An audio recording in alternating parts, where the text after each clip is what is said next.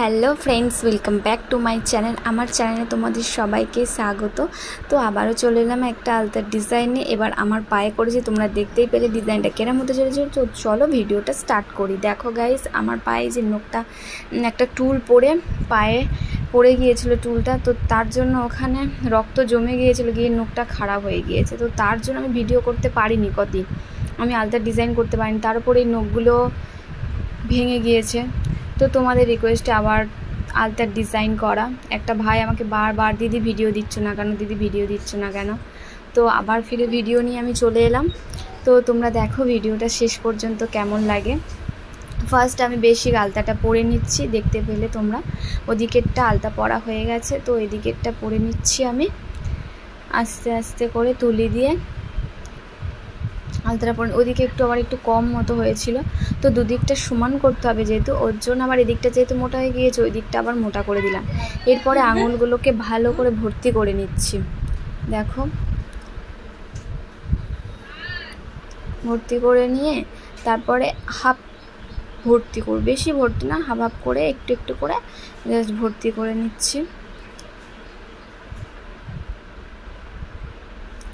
নিয়ে এরপরেই মাঝখানের গোলটা করব।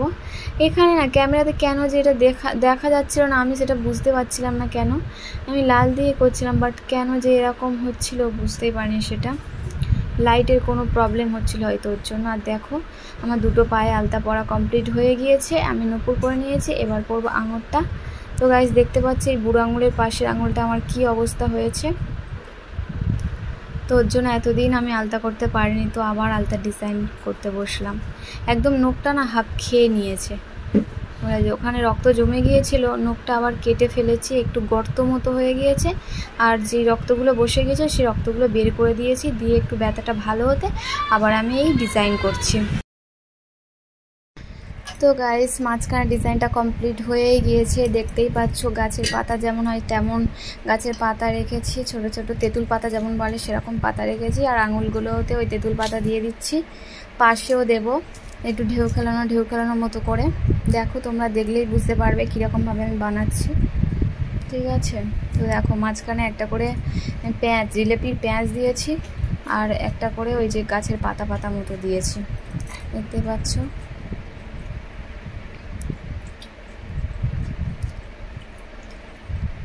তো ওই পাশের ডিজাইনটা দেখো অনেকটাই হয়ে গিয়েছে, এবার ওই পাশটা করব। দেখো গায়ে কত সুন্দর লাগছে, আলতার উপরে সাদাটা পড়েছে, ডিজাইনটা খুব সুন্দর লাগে। আমি আজকে একটু বেশি করে হেভি ডিজাইন করেছি, দেখতেই পাচ্ছ তোমরা, একটু হেভি করেছি, একদম সিম্পল রাখিনি। আর কত সুন্দর লাগছে, আমার তো খুব ভালো।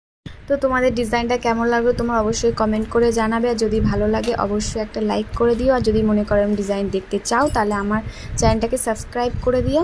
আর তোমাদের এতক্ষণ ধরে দেখার জন্য অনেক অনেক ধন্যবাদ। সবাই ভালো থাকবে, সুস্থ থাকবে, আবার দেখা হবে নেক্সট ভিডিওতে।